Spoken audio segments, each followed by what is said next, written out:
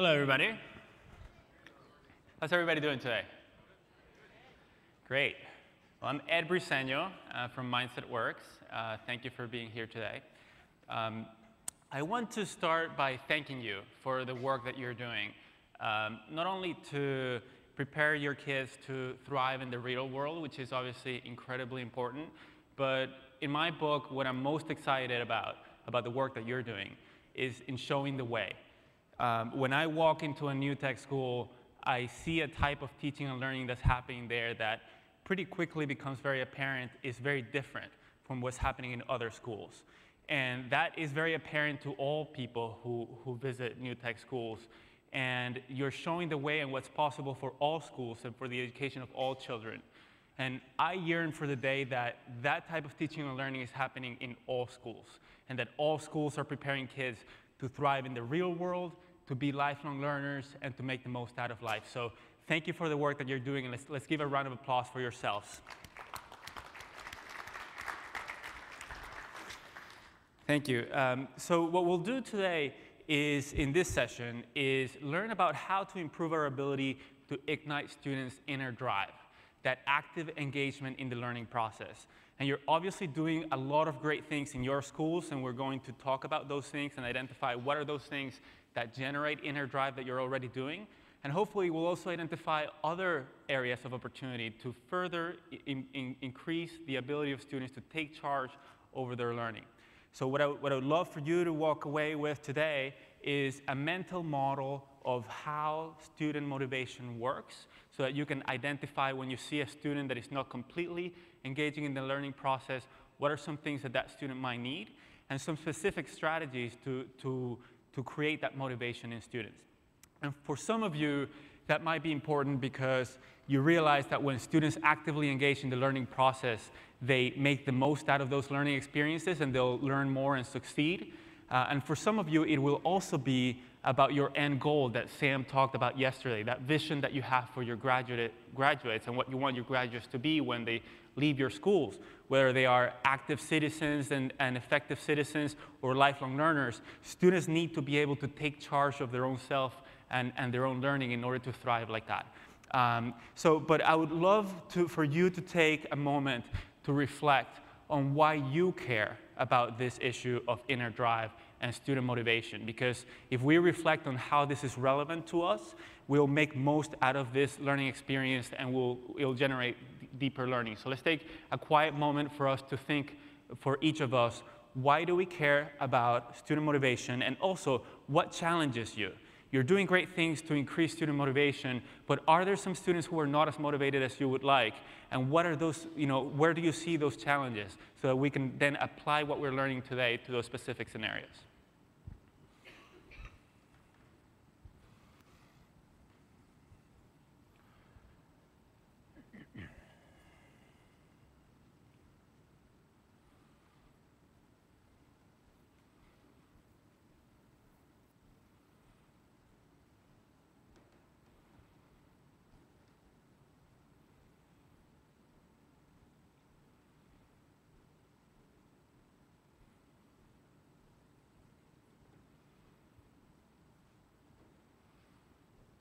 When you're ready, talk to your neighbor and tell them what the number 1 or 2 reasons that you care about this, and number 1 or 2 challenges that you face in your contexts.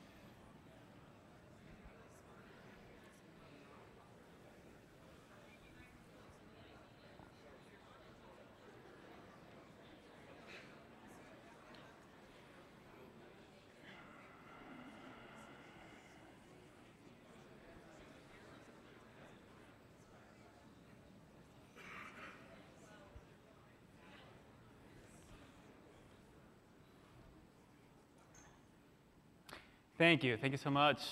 So reflecting on the relevance of this and our specific challenges will help us make the most out of this session.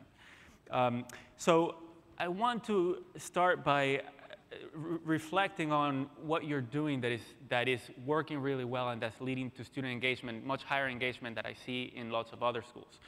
So first, students explore, inquire, create. They actively participate because of the structure of project-based learning. The work that they're doing is relevant and is applicable. They're creating meaningful things, not just doing abstract thought processes.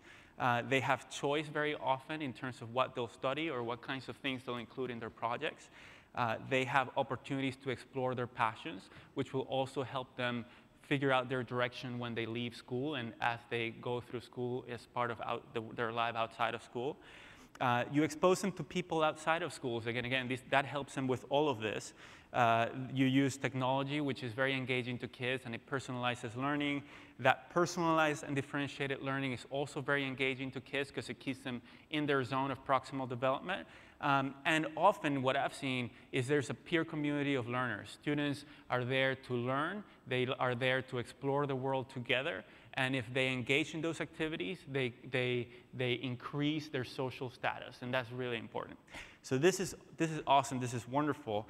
Yet, as some of you might have just discussed, some students don't fully engage in projects. They sit back. Some students are uncomfortable with collaboration and with project-based learning. They stay within their comfort zone. So if they like to be the technology person in their projects, they might kind of stay within that comfort zone, or the math person or the science person. What I've heard in some schools is that they really are motivated by grades, and when there's not a grade attached, they are not motivated in that kind of learning and growing by itself, in that intrinsic motivation. Or they might not graduate from high school, some of them, or may drop out of college. So these are some of the challenges that I have seen, and it's great for us to figure out how can we tackle these challenges and further increase student motivation so that we solve these challenges. So what we're going to do in this session is build bridges, like is the topic of this whole conference. And what I want to do is help you bridge the amazing work that you're doing at New Tech with a couple of things that are happening out there in the rest of the world, in academics and in the practical world. One is there's a field in psychology and mindset and grit. There's a bunch of research being done on how to motivate kids that I want to expose you to and dive deeper on if you're already familiar with it. There's also a conversation out there going on about college and career readiness and tenacity. There are, for example, charter networks that are doing really well on tests. Students are graduating, they're closing the achievement gap, but when those kids are going to college, they're dropping out. And so the next thing that these charter networks are working on is, instead of getting kids to college, is getting them through college. And there's a conversation going on that I want to build a bridge on to your amazing work. And then there's another conversation on deeper learning and a particular aspect of deeper learning, which is student agency and self-directed learning. So these conversations are out there, and we're building bridges between your amazing work and those conversations. So let's dive in. How can we get students to become self-directed learners, to have that inner drive and take ownership of their learning? I'll summarize and simplify a literature review that was done out of Chicago a few months ago. It's called Teaching Adolescents to Become Learners. It's a fantastic literature review. The link is there, and these slides are available to you later if you're interested. But I'll simplify it. But they looked at a ton of different research in a lot of different areas, and they distilled what are the greatest opportunities to improve student ownership over their own learning. And this is what they came up with. First, they observed something that's very apparent to researchers and in the research data, and probably to all of you, which is that to student intrinsic motivation, something that's critical is their behavior. We know that when students actively participate, they ask questions, they think deeply, when they connect to prior knowledge, resist distractions, and try hard, and when they encounter challenges, they persevere. When they take on these behaviors, they reach success. And this is very apparent, this is very obvious to any parent or teacher. But when we see students not doing these things, not actively participating, not asking questions, not doing their homework, Often what we do is we try them to change their behavior. So we might say, you have to do their homework, you have to do your homework, you have to try hard, you have to ask questions, you have to think deeply. And what the research shows is that that's not nearly as effective as also addressing the factors that lead to those behaviors. And there's 2 factors in particular that the research shows are most effective to address. One is a set of beliefs, a set of 4 beliefs that we'll talk about. And the other is a set of learning know-how, of knowing how to go about the learning process in an effective way and how to manage ourselves in an effective way. And so the key conclusion of this research is that by focusing on those beliefs and learning know-how explicitly and deliberately, we can much more effectively change those behaviors and outcomes than if we just focus on trying to change the behaviors directly. And that's a key takeaway that I want you to walk away with from this session. Just a quick note that the relationship between these factors is a little more complicated than these initial arrows. So these can become positive reinforcing or negative self-reinforcing cycles, where if a student has negative beliefs and they don't have effective learning strategies, they might take on behaviors that are not productive or effective, they might not reach success, they might reach failure, and that might reinforce the belief that they can't do it or that they are dumb or that this stuff is not for them. And similarly, if they have those positive beliefs and effective learning know-how, and then they do the behaviors that lead them to success, that reinforces the positive beliefs. So we want them, obviously, to get into a positive self-reinforcing cycle. So I'll dive into the specific beliefs that are identified in the research to be most important. But first, I just want to show you a 1-minute video of a kid who has just learned and realized how important these beliefs are to the behavior and to the success. I feel. Do you feel alive? I feel happy of myself. I feel happy of yourself too. What, do you got any words of wisdom? What about for all the other kids trying to learn how to ride their bike? Can you say anything to them?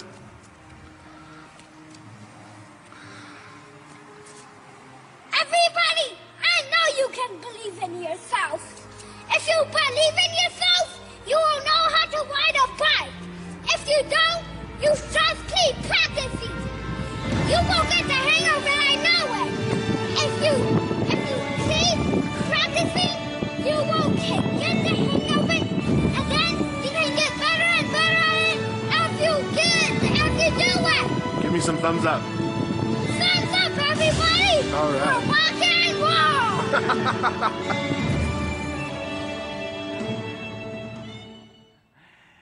So that's a very excited kid, obviously because he just learned how to ride his bike. But I think he's also very excited because he has learned a very important lesson, which is that if he believes in himself and he keeps trying, he'll reach success. And that relationship between beliefs and behavior and outcomes is something that I didn't learn until I was an adult. So I was really impressed when I saw this little kid really deeply understanding that and wanting to impart that wisdom onto other kids. When his dad asked him, what words of wisdom do you have? That's what he chose to say. What are the 4 beliefs that the research identifies are really critical to intrinsic motivation? So first is the belief that I can change my abilities through effort. I can change my intelligence or my abilities through effort. This is called a growth mindset. The person who has led the research in this sector is Carol Dweck, a professor at Stanford. She's my colleague at Mindset Works. And there's a large body of research on this that is counterintuitive, a lot of it, and we'll go through some of it to really understand this deeply. And I think this is the most important opportunity in terms of deliberately and explicitly building this belief in students. So we'll go deeply into this. The second belief, which is related, is I can succeed at this. So not only can I change my intelligence and my abilities, but the conditions are such that I can meet my goals. Number 3 is I belong in this learning community. And there are 2 aspects of this. One aspect is that when I look at my peers, I see a group of learners, meaning they like to learn, they like to explore the world, they like to take risks, challenge themselves. And when people engage in those activities, it increases their social status. It's not a situation like what I had in school, where if you worked hard and you engaged in learning, that was not the cool thing to do. In these schools where they're learning communities, the cool thing to do is to engage with your peers and engage in learning, and that increases your social status among your peers. And then the second aspect of this is that I belong to that community. So I have connections with my peers in this learning community. And number 4 is this work has value and purpose for me. I see the point of learning what we're learning, and I see how I will apply it to meet my goals or to create things that I care about. And obviously, project-based learning is a great way to address this. So I think that when I've gone to new tech schools, I've seen learning communities. I see kids who really like to learn and want to be with other kids who like to learn, who want to be with other kids who work hard, and they want them in their groups. And that's a great thing. And I've seen that kids are working on relevant and valuable things. So I think, and the second belief of I can succeed at this is very related to the growth mindset. When people have a growth mindset, they're much more likely to believe that they can succeed. So I think the greatest opportunity among these beliefs for you to work on new tech schools and to reflect on is the first one, that I can change my intelligence through effort. So it's not that I am a genius in math or I'm not a math person, but whatever my math abilities are a result of what I've done in the past, what I've learned in the past, and the effort and process that I've gone through, as an example. Once students have these beliefs about themselves, they might, if they don't know what to do about them, they don't know effective strategies of how to manage themselves and how to manage the learning process, they might be left as deer in headlights, not knowing what to do, just having high expectations of themselves, but not knowing what to do about it. Or they might have misconceptions about how to go about learning effectively, in which case they might try and fail and try again and fail again, and then they may question the beliefs. And so really important, as well as the beliefs, is that effective learning know-how that in this research report they call learning strategies. And that, the learning mindsets are 4 very specific beliefs.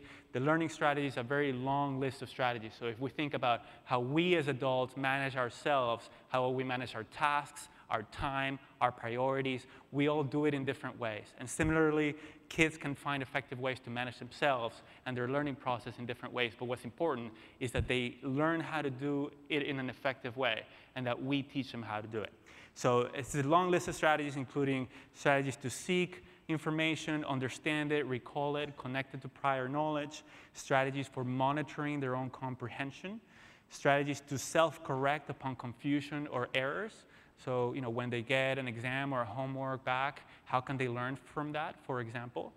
Strategies to self-manage, such as set goals, manage their time, and form habits. Because at the end, we're creatures of habits. How can we instill the habits that are going to enable us to succeed and to meet our goals? So these are the 2 areas that are most important for us, and the greatest opportunity to increase intrinsic motivation in kids in all schools. And I also think that it's true in new tech schools, particularly on the growth mindset, the first bullet, and on learning strategies, being more explicit and deliberate on that. And that's what we're going to talk about today, about how to do that. I'll let you, so these are some quotes from the key takeaways from a long literature research review. The best ways to improve student perseverance and strengthen their academic behaviors is through academic mindsets, those are the beliefs, and learning strategies, that's the learning know-how. This is the central point emerging from our review. And it is hard to change academic behaviors and academic perseverance directly without addressing academic mindsets and effective learning strategies. Ironically, trying to directly change behaviors and perseverance is not the best lever for improving students' academic performance. So again, what they're saying is, if we try to change the behaviors directly, it's not nearly as effective as addressing the factors that underlie them. The beliefs, which are the academic mindsets, those 4 beliefs, and the learning strategies, the learning know-how. Okay, so I'll have you reflect on what you're hearing in a second, what's new and what's connected to prior knowledge. Let me just take you through one more idea before we do that. This is to bring it all together and to take a step up and go to the 60,000-foot level and think about, okay, how do these beliefs and learning know-how fit into a more cohesive model about what students need in order to be intrinsically motivated learners. So this is a hierarchy of needs, similar to Maslow's hierarchy of needs, if some of you are familiar with that. But the question here around Maslow, what he tried to understand is, what do humans need? And once they meet those needs, what other needs arise? In this hierarchy, the question is different, is what do students need in order to take charge over their own learning? And one thing that they need, like any other human being needs, and this is the same as in Maslow's hierarchy, is they need to meet their physiological needs for food, for safety, and for connection to other people. So if a child is chronically hungry, the brain is going to be trying to secure food and trying to figure out, how will I be able to eat? If that child doesn't feel isolated and not connected to anybody else, it's going to be really hard for the brain to focus on history or math or social science, because the brain is going to really want to have that social connection to somebody else. And Maslow had these things in different layers, but recent neuroscience shows that the same areas of the brain activate with this when the brain is missing these things. So that need for social belonging is actually a primary need, very similar to safety or food. Once these needs are largely met, then the motivation of the student, the behavior, is largely driven by those mindsets that we talked about, those 4 beliefs. I can change my own intelligence and abilities through effort. I can succeed. I belong in a learning community, and this work has value or is interesting or relevant to me. And as we said, that goes hand in hand with learning strategies and habits, because knowing the know-how is what's going to determine exactly what the kids are going to do and how they're going to behave. Once they have these 3 layers solid, which we might call learning readiness, is when they really can take advantage of that quality instruction, guidance, and experiences that we're putting in front of them in the classroom, right? Those projects, and that includes project-based learning, that includes what they're doing out there, exploring their world, building critical thinking skills, collaboration, communication, creativity. That is really important for them to have those learning experiences. But with the bottom 3 layers, they're going to take much more advantage out of those learning opportunities. And these layers are all interrelated, so it's not like you do some layers first and then you do other layers later, but these are layers that we need to be working on and deliberate about as we build our culture and as we do everyday teaching and learning. What we're talking about today is what's called student agency, which are the 2nd and 3rd layer, the learning mindsets and the learning strategies and habits. So what I would love is to pause and to have you reflect on how this matches your prior knowledge or experiences, how is this consistent with it, and what is new, important, or interesting. So why don't you talk to your neighbor about these 2 questions?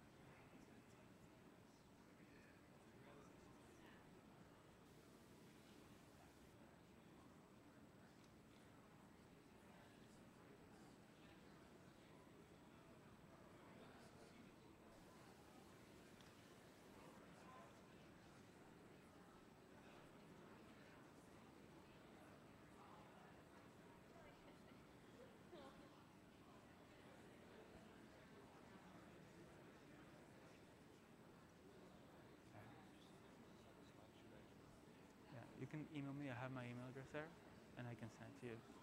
Good. Here.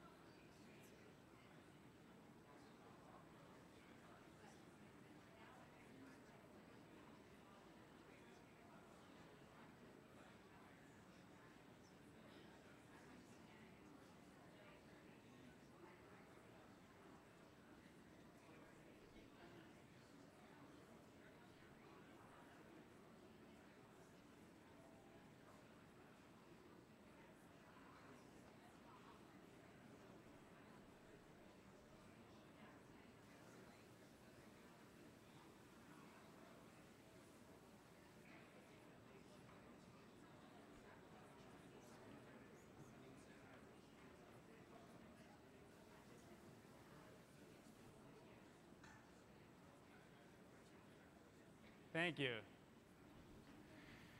Thank you. Were there any questions that came up that you would like me to address or you would like for us to discuss in the rest of the presentation? If so, walk up to the mic and just share some thoughts or challenges that came up that are salient. It's fine if they didn't, but if there's something that's burning. Yeah, go ahead.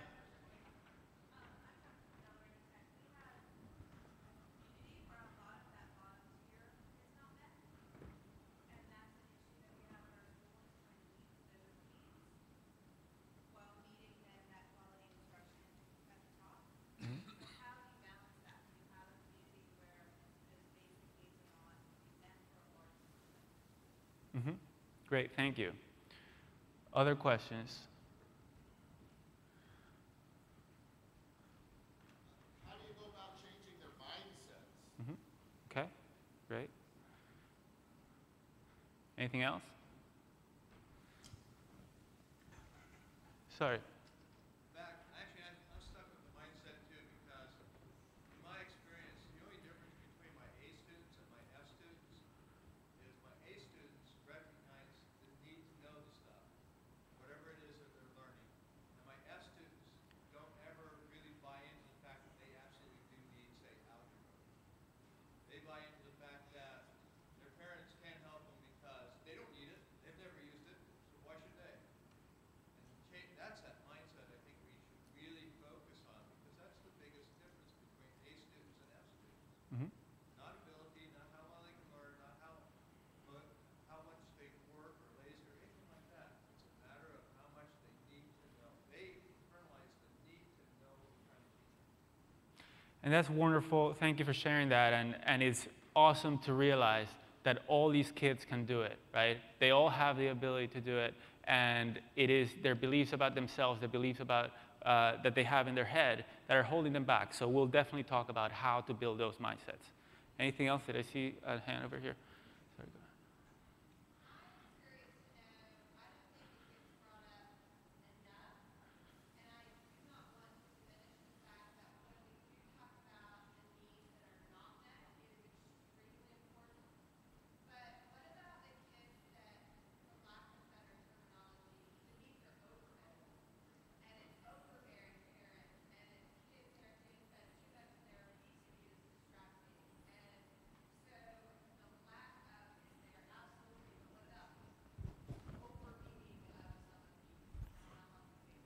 Great, thank you. Definitely, yes.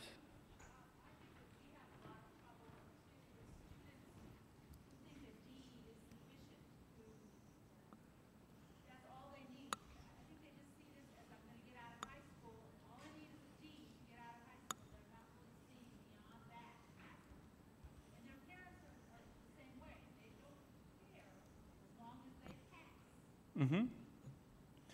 Great. Anything else? Okay, great. So this is great. We'll definitely go through and touch upon all these questions. Let me start with a question about physiological needs, the bottom of this pyramid. And I should have mentioned that as educators, you know, most kids are meeting enough of these needs where it's not a material hindrance in the learning process, but there's definitely a lot of kids that those basic needs are not being met. And for those kids, we have a responsibility to meet those needs for those kids at least while they're in school. And we can do that. We can feed them. We can have a bully-free, safe environment where they feel welcome and they feel like they're part of a learning community. And they can feel safe, in terms of both physically and emotionally. They can feel safe in school. And there are some kids who have, a horrible situation at home, and they are being abused and all kinds of horrible things, and they yearn to get to school. And they can't wait to get back to school when they're at home, because at school they feel safe, they're well-fed, and they feel loved by other people. And that is definitely something that we need to explicitly and deliberately build in our schools to make sure that we address those needs to all kids. It is hard, but it is something that we have to do, and we have a responsibility to do at least while kids are in school. we'll definitely address all the other questions. In terms of the D, and some kids who just think that a D is enough, and the parents do the same. Just a further explanation in this is that what we want is for kids to take charge over their learning and to love to learn, and because they love to learn and they love to grow. And it's not about the D, it's also not about the A, right? And so what we're saying here is when kids have these beliefs about themselves, it's not about the grade. It's about making the most out of life and growing as a person and exploring the world and becoming better and better people. And that is what we're looking for. It's also what I would, it's tied to what you asked about, can we overdo these things? I think that we can't overdo these things in terms of these specific beliefs. If we were saying you need an A or you need an A+, that actually generates a fixed mindset. It generates a belief that your grade is something that you're fixed, you're an A student or a D student. So what we'll talk about is kind of how to think about grades, and it's not about putting pressure on kids to perform, it's about having them learn and love to learn in the growth process. And I think that's not something that we can overdo. I believe, at least for me, I love being a lifelong learner. I love to learn a lot of things, and I derive a lot of joy out of that. It also helps me reach my goals. But I believe that you can't overdo that. You can always love to learn more and love the growth process more. So it is, if you think about these specific beliefs, not about other things like you need to achieve, you need to get to Harvard, those are fixed beliefs. If you think about these specific beliefs, I believe that you can't overdo them. Okay, so let's dive in. We've kind of gone through a 60-foot level and looked at academic mindsets and learning strategies in a broader context. And now what I want to do, and a couple of you brought up mindset and the growth mindset in particular, I want to dive deeper into this mindset research because some of it is counterintuitive and it'll also help us identify mindset issues and address them in our schools with our students. So the growth mindset, that first belief that my intelligence or abilities are up to me to develop, that research shows that people tend to think of their intelligence or of specific abilities in one of two ways. And there's a gradient, but this is a simplification. Some people have what we call a fixed mindset, believing that intelligence or abilities is a fixed trait. So I'm not a math person, or I'm a math genius, or I am an artist because that's my natural talent, as opposed to I have worked a lot at becoming a great artist and I can become even better, which is a growth mindset. Intelligence or an ability can be developed. And people can have a fixed mindset about certain things, like, for example, I'm not a basketball player, I'll never be able to be a basketball player, or I would never be able to stand in front of a crowd of people and talk to them or make them laugh. But they can have a growth mindset about something else. I understand that, I understand science because I have studied science a lot and I've become much better at science because of the process that I've gone through. So people can have fixed mindsets and growth mindsets about different things. And here, let's talk about what those beliefs, what those different beliefs have, what impact they have on outcomes in this case. So in a study, Carol Dweck and Lisa Blackwell went into schools in New York City, junior high schools, at the beginning of 7th grade. And they asked students to fill out a survey that had questions like this. Your intelligence is something you can't change very much. And then the kids would say, I disagree strongly, I agree strongly, and they would answer these questions. You can learn new things, but you can't really change your basic intelligence. No matter who you are, you can change your intelligence a lot. And based on the answers to those surveys, the researchers categorized the students between those who had a fixed mindset and those who had a growth mindset. And then they left, and they waited for 2 years to see what happened with these students over 7th grade and 8th grade. They didn't do any intervention with the teachers or the students. And what they found is that the students who had a growth mindset, who had answered the survey as thinking that their intelligence was malleable and they could change their own intelligence, achieved higher math grades, and they increased those math grades over time, whereas those with a fixed mindset did not. And you can see the trend. And there's a lot of research on other subjects and also on adults that shows similar results. So when you look at why that is, what differences are there between people who have this fixed mindset or this growth mindset. There are a lot of different differences. The mindset leads to a lot of different ramifications, but here are three very important ones. One is when people see intelligence as a fixed trait, they think that effort is a negative thing. It's something that only incapable people need to expand versus something that we can all benefit from in order to reach our full potential. Number two, they're most concerned with how they're judged by other people. They want to be judged as being smart, as having a high level of ability. And as a result of that, they only engage in things that they're comfortable with, where they know they can succeed, they can produce that A, or they can produce that drawing that people will praise. They want to be praised for being great. And so they want to do things that they can do quickly, without effort, and show how awesome they are. As opposed to being bored if they're doing something that they already know how to do and they've already learned, and wanting to challenge themselves and to grow. It's very different focus and objective. And number three, when they encounter challenges or kind of failure, people with a fixed mindset don't have an explanation that will make them feel good about themselves. They feel helpless, they feel like they're dumb, they feel like they can't do it. And as a result of that, they feel helpless and they tend to withdraw. They tend to say, I'm not really interested in this, I'm not interested in school anymore, I'm going to go do other things because doing this stuff makes me feel bad about myself because I have to put effort into things and I fail. Versus being resilient and understanding, if I wasn't pushing myself, then I wouldn't be learning. And pushing myself means I'm going to have setbacks and I'm going to fail sometimes.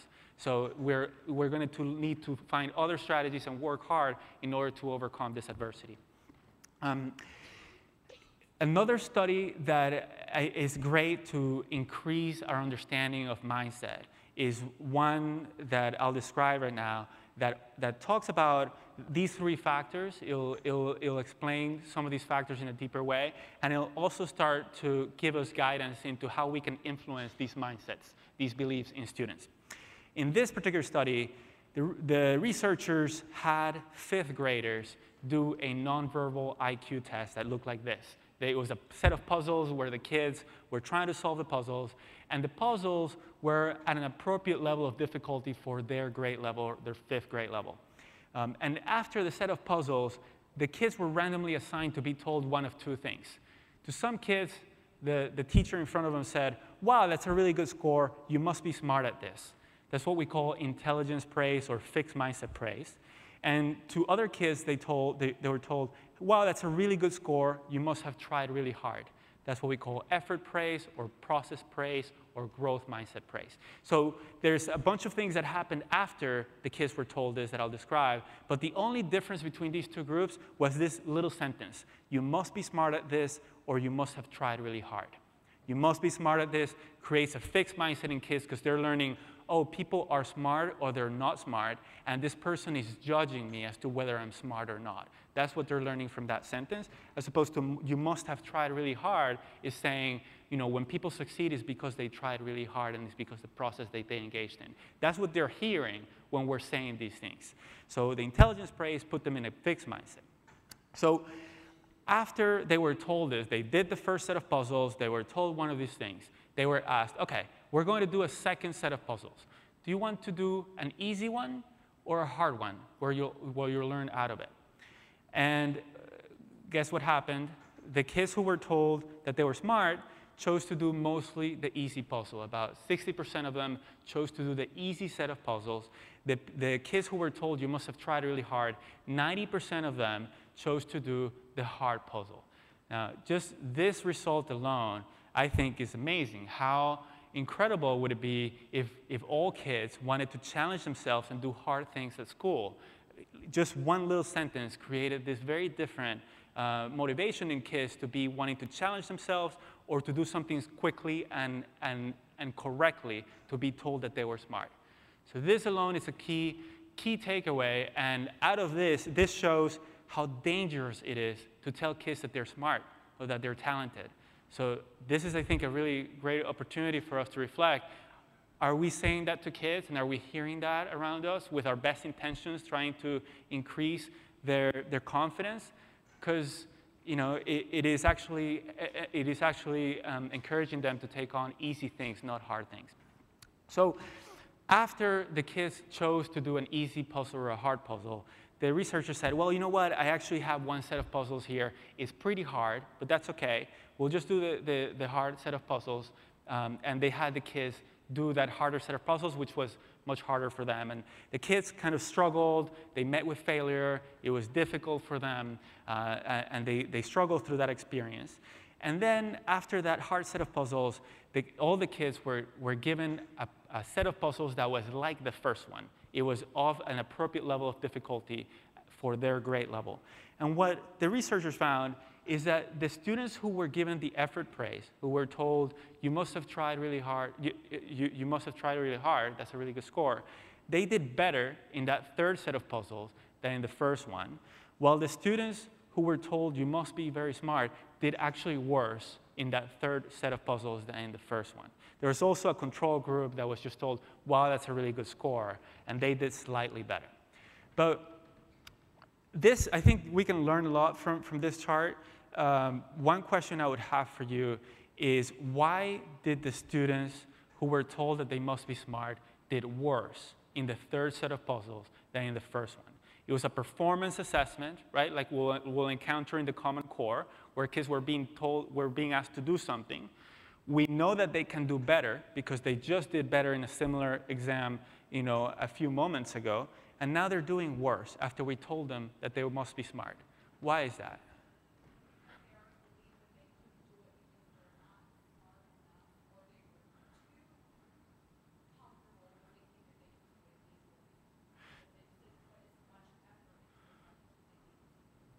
So they didn't put as much effort because they either were too confident because they thought that they were smart, or because they thought that they weren't smart, right?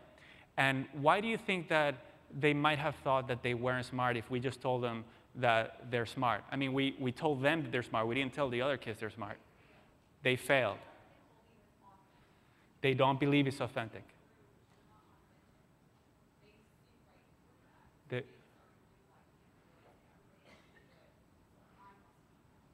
I must be dumb. So they see right through that it's not authentic, and we're telling them you must be smart, but what they're hearing, what they're concluding is not I am smart. They're saying, oh, people are smart or not smart, and I just struggle, so I must not be smart. I must be dumb. Okay, I think that is something that's happening. Any other ideas why these kids are doing worse? So as a result of that, I heard you, they're not putting as much effort. So that's one reason, okay?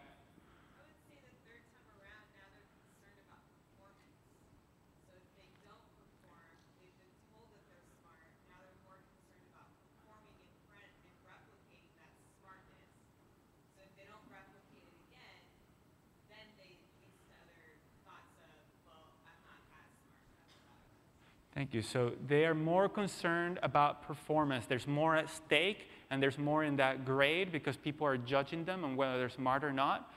And how does that get into actual performance and a decrease in performance? Maybe they're getting anxious, they're getting into a fight or flight state, and those emotions are getting into their thought process, right? So they can't really think about the puzzle because there's high anxiety, and they're thinking about, am I smart, am I not smart? They're sweating, their hands are sweating, and they can't think as clearly as they could in that first exam when they weren't thinking about that. And similarly, if they're very concerned about grades, right, about getting that A or that A+, it's the same thing, right? There's a high level of anxiety, and they're not going to be performing as well as they could if it was just about the learning process as opposed to about the performance. I think that's right. Anything else?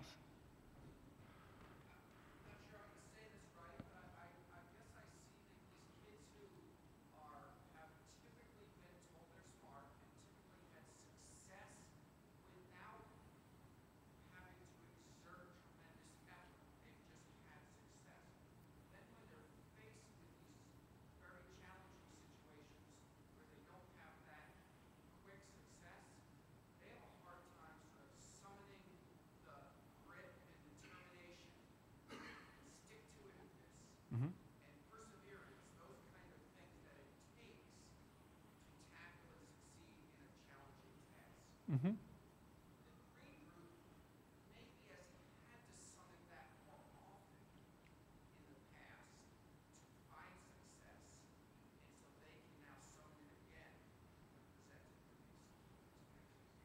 Okay. I think there's a lot of truth to what you're saying, but remember that these kids were randomly assigned. So the two groups were exactly the same until we told some of them that they must be smart, and the others we told that they must have tried really hard. So they have, on average, had to do the same perseverance and grit in the past. So really, in this particular case, I think there's a lot of to what you're saying in a situation where a kid has developed a mindset over time. In this situation, we're really isolating the belief, the growth mindset or the fixed mindset that we put them into at that moment, kind of independent of their past experiences. Yes?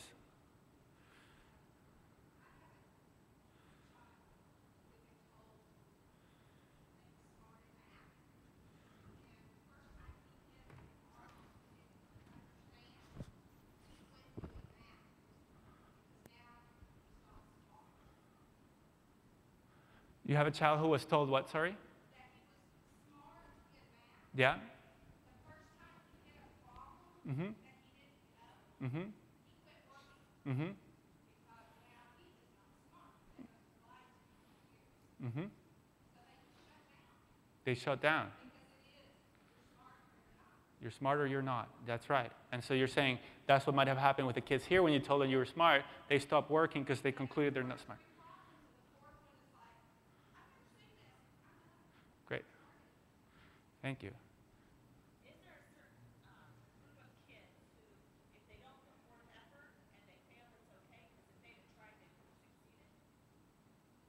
I'm sorry, can you repeat that?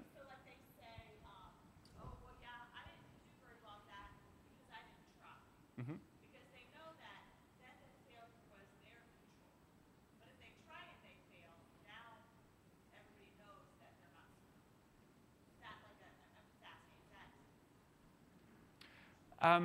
Well, they're being very concerned with how other people judge them in that case.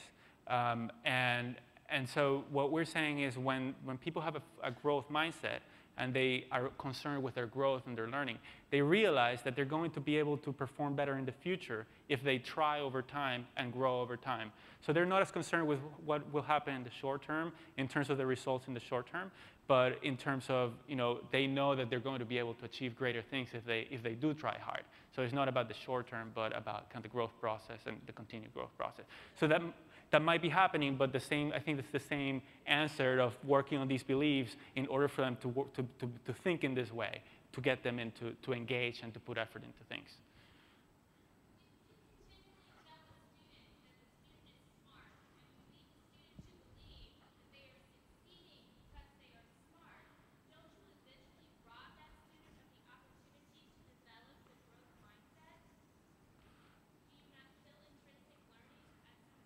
If you tell them that they're smart, absolutely.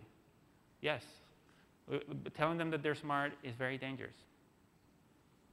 I mean, but people can develop a growth mindset at any age, right? So you can reverse this by then engaging in the activities that generate a growth mindset in kids or in adults.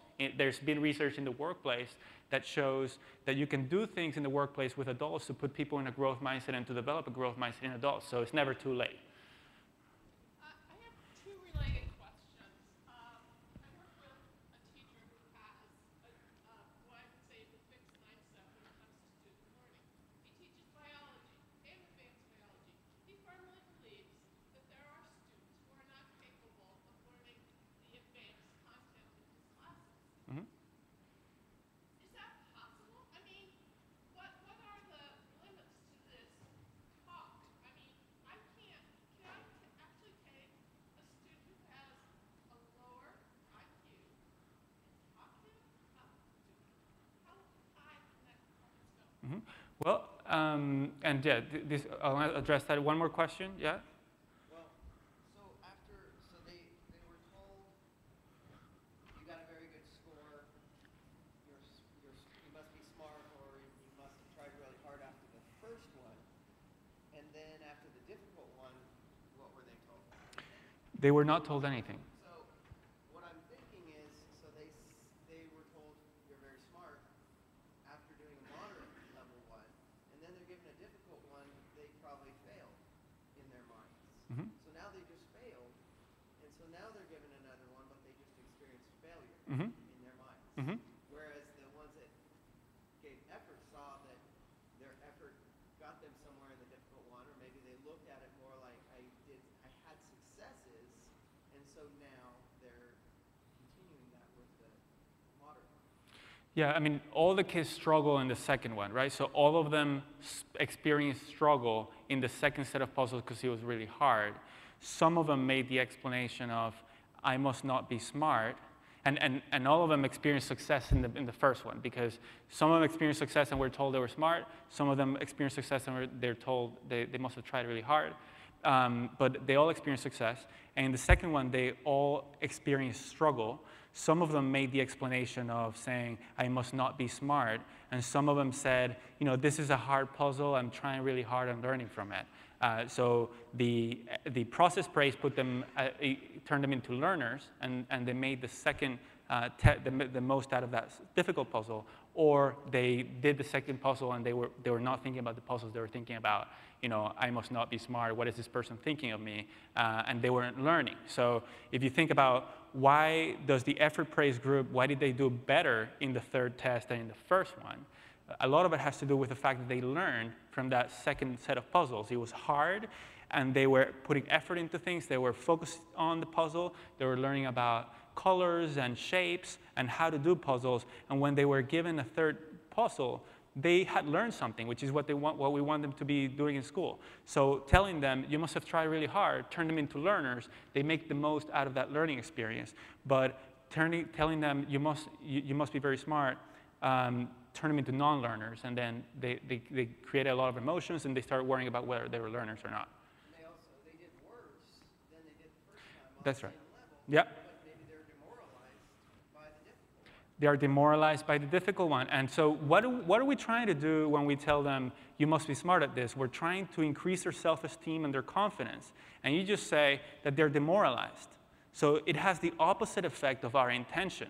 We're trying to increase their self-esteem and confidence. Their self-esteem and confidence drops when they encounter that difficulty. To address the question about, you know, are there limits? Like, how do we know what the limit around a kid is, and how much can we believe in them? And my answer would be that we don't know what anybody's potential is. We really just don't know. I mean, there are lots of examples of people who are struggling, they're not achieving, and then they completely turn around and they achieve great things. I mean, if you know, Michael Jordan, the best basketball player of all time, was kicked out of his high school basketball team, you know, because of performance. You know, Einstein was not a good student in school. And there are lots of examples of kids who are into drugs and are in prison, and then they completely turn around their lives and they go to college and they thrive. And we don't know what anybody's potential is, and potential is something that we can influence. We can continue to increase our potential over time. So if we focus on that, if we focus on telling ourselves, the reality is, I don't know what anybody's potential is, but we need to focus on growth and improvement over time, and that's what's going to get us to the best possible place, as opposed to if we realize that if we're putting limits in our beliefs about students, we're sabotaging ourselves and we're sabotaging our students. All right. So let's move on. At the end of this set of puzzles, students were told to report their scores to other students in other schools whom they would never meet. And the students who were told they must be smart lied about their scores over 3 times more often than the students who were told that they must have tried really hard. They didn't have another explanation for why they had the results that they had, and they had to lie to other people and probably to themselves because they didn't have another explanation that would protect their ego.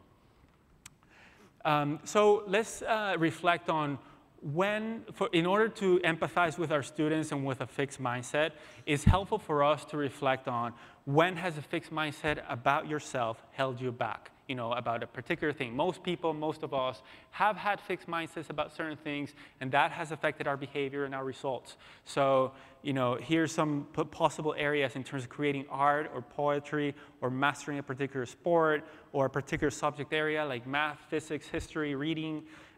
or teaching a particular student, right, saying, I can't do this, I can't help this student succeed, or coaching a particular teacher, I can't figure out how to coach this teacher can't succeed, making people laugh, or speaking in front of people, or managing your time, your tasks, your responsibilities, and life complexity.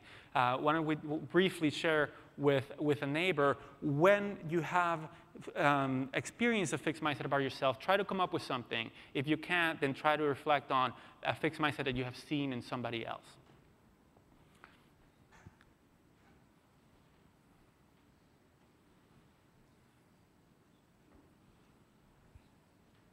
So this is, by the way, a belief where either you thought that your ability was at low level, fixed at a low level, like math is not for me, for example, or at a high level, like I am a natural athlete. And maybe that led you to not work as hard, not develop yourself as much, and not achieve your full potential, and continue to increase your potential over time.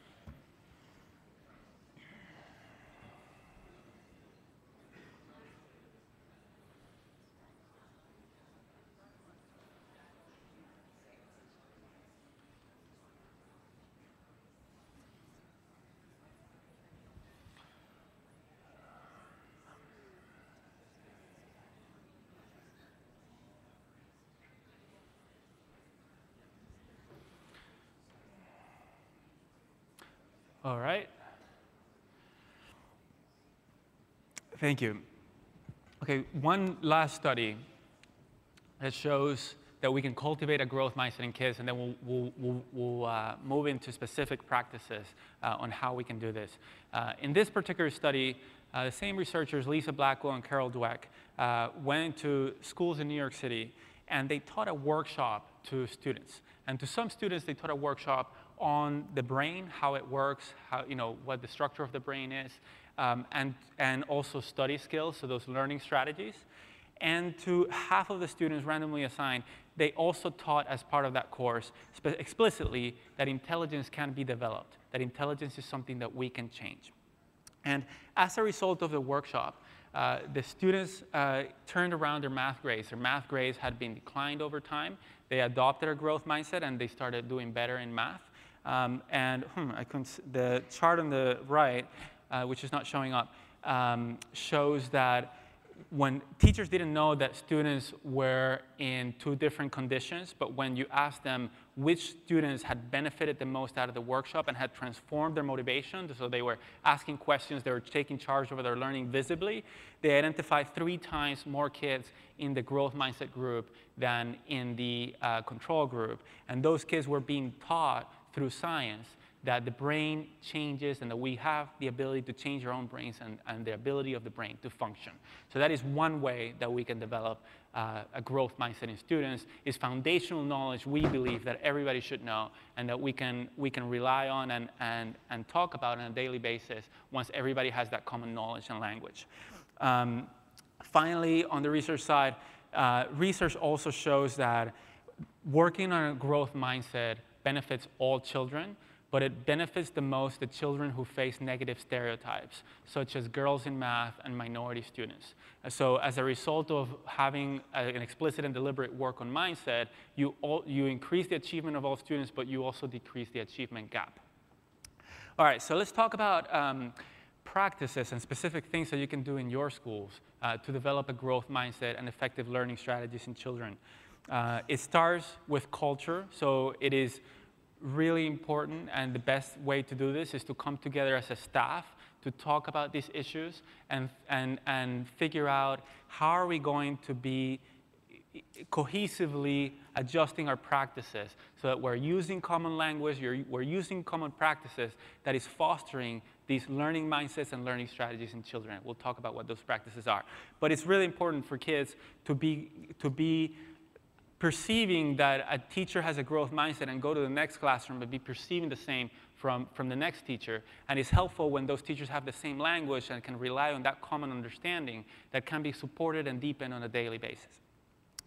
So when we learn anything, it's really important to have both experiences that lead people to learn something out of that experience, but also the space to use explicit words and to make sense of those experiences.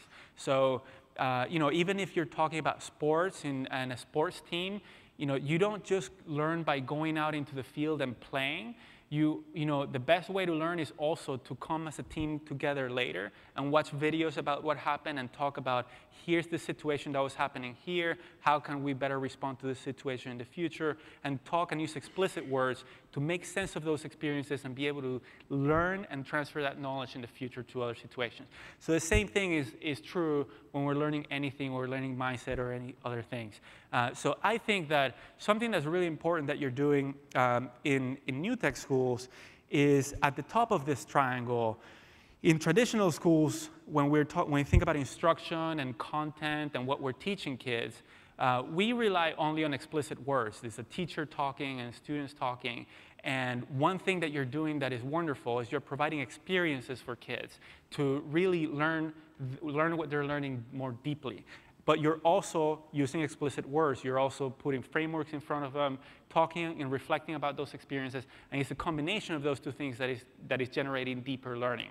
But similarly, in the second and third layer of this triangle, we sometimes in our schools provide experiences for kids that are challenging, that can lead to develop a growth mindset, but we're not explicitly talking about those experiences and making sense of them. So we're not saying, yes, you're working hard and it is difficult, but that's how we learn, right? We have to challenge ourselves, put ourselves beyond our comfort zone in order to learn, and that's something that we all need to do. And we have to have those explicit conversations in order to make sense of those experiences and generate deeper learning. So we need kind of experiences and explicit words all throughout anything that we want to learn. So what I would like to do is talk about some specific practices in the context of what I have seen from visiting new tech schools. And I have categorized them into this left column of more explicit words, or right column of experiences. But don't worry about the columns, it's not important. I've also used color-coded in terms of green things that I have seen happening, or white things that I haven't seen happening as opportunities. But don't worry about the columns or the colors. The most important thing is I want to generate some ideas for you to think about how you could potentially be doing a deeper job in terms of generating a growth mindset for your students. So this chart is for the first two set of beliefs. The growth mindset, I can change my own intelligence and abilities. And the second one, I can succeed at this.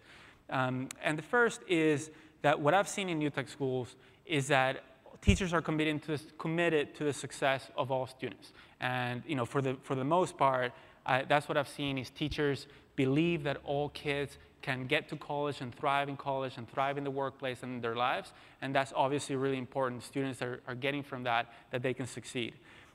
Also, the work that they're doing is rigorous and is challenging. So that's providing a great experience for them that is an opportunity for them to learn that challenging and rigorous work is a way to grow and to learn. We have to make the most out of that experience, but that is a great place to be generating those experiences for kids and then making sense of them. something that I haven't seen as much is to more explicitly value challenging and rigorous work. Hard work. So you could even kind of define what the school is about and what we do in school to be about challenging ourselves and about going beyond what we already know. So if kids are learning math, for example, we could frame the lesson as, okay, as every day, today we're going to be challenging ourselves, we're going to be confused, we're going to be making mistakes, and we're going to dive into that confusion and mistakes and use them as an opportunity to learn, and kind of focus the class when somebody makes a mistake and figuring out what led to that mistake and what can we do as a class in order to learn from that mistake, as opposed to who can help with the right answer and getting to the right answer and then moving on, right? So it's kind of, focusing students on, all right, let's challenge ourselves, do something that's hard, otherwise it's not worth doing, and then let's figure out where we're confused or where we make mistakes, and let's learn from that in order to grow. Something else I've learned, I've heard from a lot of, in a lot of new tech schools is that kids struggle with project-based learning and with collaboration, especially the kids who are starting kind of if it's just a high school and they're coming from other types of schools, they are struggling and collaborating with one another and with project-based learning. And you could use that as an opportunity to again say, this school is about challenging ourselves and about doing hard things. And project-based learning is one of those things. So, a lot of us will struggle, but that will help us be more effective in the real world, in collaborating with one another, and in creating great things together, in making the most out of collective teamwork. And this is something that is normal. The kids who struggle, who join our schools, struggle. It is hard, and that is what we are about. And if it wasn't hard, we wouldn't be doing it, right? This is a very important strategy that I think is very much worth thinking about.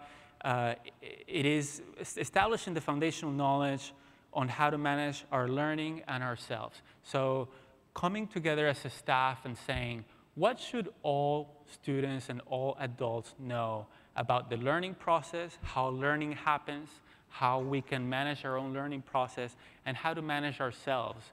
What should we all know, all the students and all the adults in the building, so that we can use the same language and same knowledge and refer to that on a daily basis when we frame our lessons, when we're giving feedback to students, when they're struggling. What are we going to say? What are we going to not say? And this is a really important conversation to have as a team, and then to create these structures for students to acquire that common knowledge and understanding. So often that happens in an orientation class to the school, where students are learning that foundational knowledge. This can be, at Mindset Works, we do a lot of this work. So our curriculum that we provide, which is called Brainology, teaches kids how the brain works and how to make the brain work more effectively. And how to apply that in school. So what are effective study skills based on how the brain works? So that's one way to approach this, is to teach them the science of the brain.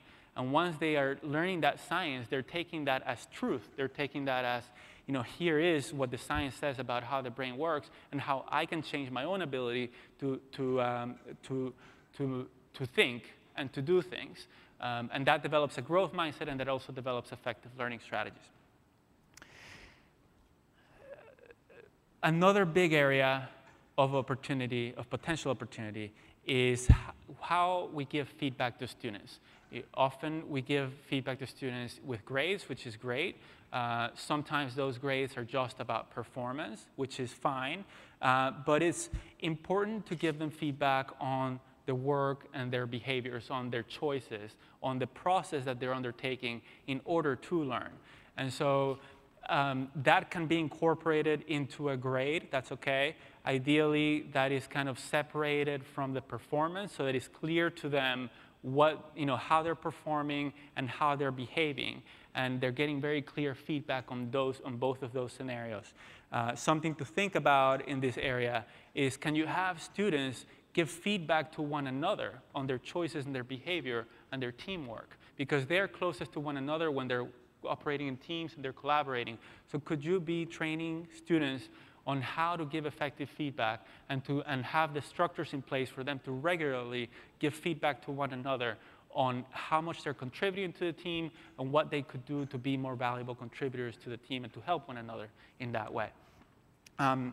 Something I've seen is giving feedback on behavior in terms of grades, which is okay, but having that grade be just simply on how much students turn in. So if they turn in something, they get kind of a work ethic check.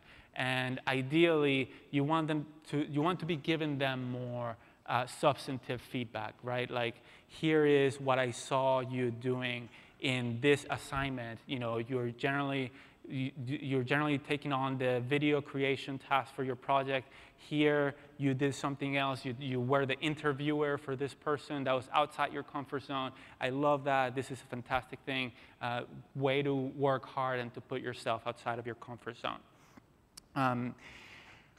Something else I've seen is I've seen new tech schools expose students to role models who are breaking stereotypes, right? So if it's women in math and science or minorities, having those role models that look like the kids, they come from the same backgrounds, and that are achieving in areas that have negative stereotypes is a fantastic thing to do. And that can be from the teacher that is teaching that class, or from people who are out there in the communities, but that can help break those stereotypes that they can't do it because of the particular background that they come from. And that's often not a conscious thought, but it's something that's there.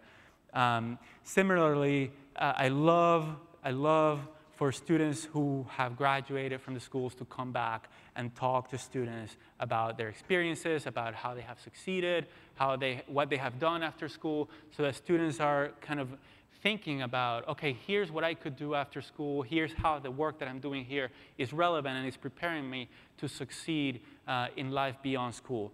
But something I haven't seen, which I think is an opportunity, is more coaching of those alums who are coming to school to talk to students, to talk more about their struggles and their hardships and their strategies, and not say, you know, we are great, people who go to this school are wonderful and we achieve great success, but say, everybody struggles. College is hard, and everybody who starts college goes through difficulty, or everybody who goes to a workplace encounters these types of challenges. Here are the challenges that I encountered, and I struggle with this, I struggle with that. Here's what I did to go through this. At first it didn't work, so I tried something else, and here's how I overcame that adversity. Talking about those struggles and challenges is really, really important and effective for kids to develop a growth mindset and develop those strategies that are going to help them to succeed in school and beyond school. I've seen also, and I want to bombard you with ideas, because I want to put ideas out there. We have another session at 3 this afternoon where we're going to work in small teams on topics that you're interested in. So we're going to identify topics that you're interested in, and you're going to work on small teams to dive deep into this. So if you're interested in diving deep, we'll have that space. But right now, I'm kind of bombarding you with ideas. Something else that I've seen in new tech schools is students who label themselves, or we might label them, right? So you are the artist, you are the technology person, you are the math genius, and it's fine to say, technology is my strength because I have worked on technology since I was a little kid, and I have developed these skills, so I can contribute to my team in this way. But just be very clear about that being the reason, as opposed to, you are the technology person because that's your nature. And encourage them to take on different roles that they're not as comfortable with when they're working in teams.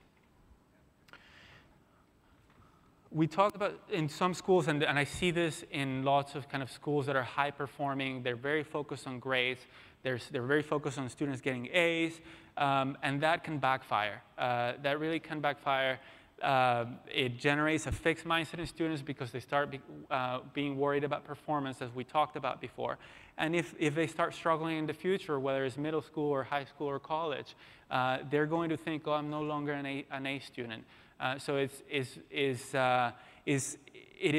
grades are a tricky area, and what you can do is have widespread clarity on the role of grades, what they are for, what their purpose is. So they give us feedback on our level of mastery on a particular area at any particular time. And we don't need to grade everything, right? So when something is new and students are learning something, we don't even grade it, because what's important is to give them feedback on what they're learning, on where their confusion is, and have them understand that grades are just feedback on where they are at any particular point in time, and is not the end-all, be-all. The most important thing is to learn and grow. And finally, you can have structures for students to develop growth mindset portfolios and present and celebrate growth. So as they go through their new tech experiences, they can be building evidence of how much they have learned and how much they have grown over time. And for example, at the end of each year, you could have them present, or at the end of each term or each class, you can have them present on how much they have learned and show evidence of work they have created that show that growth. And that makes their growth and their learning more evident to them. And it builds a learning community that is celebrating growth, that builds a growth mindset. So I can continue bombarding you with ideas on the other mindsets. Let me go through a couple of just kind of the white areas, which I think are the greatest opportunities for growth. Here's the belief of belonging to a learning community. How can we explicitly and deliberately build that belief on students? In the middle column, again, what we talked about, we can use the challenges of PBL and collaboration for community building. So yes, this is hard, and we're in it together, and it is part of who we are, and it's part of going through this experience together is going to bring us closer together. And use more student peer feedback assessment in community building ways. So students, what I've heard from students is they don't like when students are not pulling their weight in projects, and often you've put structures in place for students to fire one another, and you have contracts in place, but often you don't have structures in place, from what I have seen, for students to have frequent conversations with one another about how they're perceiving one another and what the other person can do in order to contribute more to the team. So if you first kind of train students on here are effective ways to give and receive feedback, and here are effective ways to collaborate in a team, and let's help one another improve our ability to collaborate in a team by having these conversations, and we are going to have these conversations. They're going to happen every week or every 2 weeks, and you're going to give feedback, whether you're going to say what's happening well, what's not happening well. We're all going to do it. That's going to generate the space for kids to really talk to one another, and having those honest and hard conversations are something that's really important in the real world. It's going to prepare them to thrive in the real world. And once you have those honest conversations, it brings people together. It's uncomfortable, it's taking a risk, but it actually it improves human relationships, and it builds the community. On the left-hand column, you have the idea of having older students introduce new ones coming into the school on what is valued in school, what they have learned, and how to succeed, how they struggle, what strategies they have used to thrive in school. And similarly, you could have student coaches or mentoring of younger students as well. So those are some ideas on that. And on relevance, you're doing great things with project-based learning. Some things that you can do on the left column is have at the beginning of projects, and a lot of you already do this, have students explicitly reflect on the relevance of a project at the beginning of a project. Like we did at the beginning of this session, I asked you to reflect on why you cared about this and what your challenges were. That helps us deepen the learning from the experience or from the project. And also explicit reflections on how they'll use what they're learning. So, what we're learning here, how is that going to help us in the future achieve our goals? On the middle column, you're largely designing the projects for the students. As students grow older and more efficacious, you might think about having some of the students design their own projects and say, I want to learn about, islands and how islands are formed, and kind of design their own projects, meeting certain standards and having something that needs to be approved by adults to make sure that it is rigorous, as an example of increasing the relevance, belief that students can drive their own learning and their passions and go deeper into them. In terms of mindsets generally, these beliefs generally, there's the opportunity for adults to be role models. So it's great. I've seen adults kind of gone back to school with what they have learned in school or outside of school and present that to students. That's wonderful. Make the learning goals of the adults clear to students, what adults are learning, what you did in a staff meeting, and what the key lessons from that staff meeting were. And just make it very visible to students that everybody's a learner. We are lifelong learners, and we're modeling learning. And we might even give them, ask for their feedback and saying, I'm trying to improve in this area, and I'm going to need your feedback in order to learn myself. In terms of learning strategies, there's a lot. I'm not going to go through this, but as we said before, there's a ton of learning strategies that we can use as an adult or that they can use as children in order to manage themselves more effectively. So at 3 p.m. this afternoon, we're going to come up in small groups, and we're going to identify either these areas or other ideas that you might have on how specific practices that we can bring back to our schools. And I'll do a mini, share a couple of tips on each one of these areas, but most of the time we'll work in small groups because you bring a ton of expertise on these areas and a lot of expertise about beliefs and about learning strategies and also about the new tech network. So we'll be working in small groups to brainstorm how to build these growth mindset and learning strategies in kids, and I'll be contributing as part of those small groups as well. But the key takeaways from today, from this session, first, the way to drive student engagement and drive inner drive is through learning mindsets and learning strategies. Is not to address the behaviors directly. Number two is I think that for new tech, the growth mindset is the greatest opportunity for student ownership. I also think that learning strategies, that know-how, learning know-how and self-management know-how is another great opportunity. And finally, we need to be deliberate and explicit and use explicit words and be very thoughtful about how to build these beliefs and learning know-how in students. We can't just rely on experiences, but we have to create the space for them to make sense of that experience and how they're going to apply it. Here's some resources. I'm happy to email slides. Here's my email address. Carol Dweck, my colleague, wrote a book called Mindset. It's available on Amazon. If you want to expose other people to the growth mindset, there's a 10-minute TEDx talk that the link is here. We have a free newsletter with growth mindset resources at Mindset Works. We have other free resources and a link there. Again, if you want the slides, just email me. Or if I can help with anything, let me know, and I'll stay after this talk. If anybody has any questions, happy to talk. But again, thank you so much for the work that you're doing and showing what's possible. It's really exciting to be here at NTAC learning with you. Thank you.